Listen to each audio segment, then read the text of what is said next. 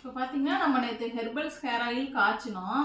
இப்போ அதை வடிச்சாச்சு. இங்கே காட்டு பாப்பா. இப்போ பார்த்தீங்கன்னா இதனுடைய இந்த ஹெர்பல்ஸினுடைய இதெல்லாம் இங்கே இருக்குது. பார்த்தீங்கன்னா தெரியும், நல்லா நம்ம காய வச்சு தான் அந்த ஹெர்பல்ஸ் உள்ளுக்குள்ளே போட்டிருக்கோம்.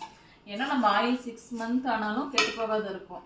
அதனால தான் எல்லாமே ஃபுல் ட்ரை பண்ணி போட்டிருக்கோம். இவ்வளோ ஹெர்பல்ஸே இவ்வளோ இருக்குது இதில்.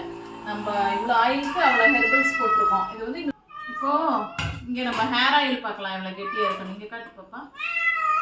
நீங்கள் காய்ச்சக்குள்ளே பார்த்தீங்கன்னா நம்ம ஹேர் ஆயில் லைட்டாக இருந்திருக்கும். இப்போ பாருங்கள் எவ்வளோ கெட்டியாக இருக்குன்னு ஹேர் ஆயில் பார்த்தீங்கன்னாவே தெரியும்.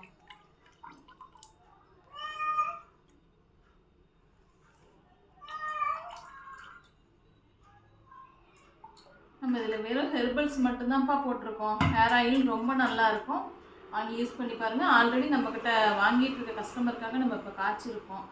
ரொம்ப நாளாக கேட்டுகிட்டே இருந்தாங்க. இப்போ தான் ஒரு 1 வீக் கழித்து காய்ச்சிருக்கோம். நீங்களும் வேணால் நம்ம ஜிபியூரில் ஆர்டர் பண்ணி ஹேர் ஆயில் வாங்கிக்கலாம்ப்பா.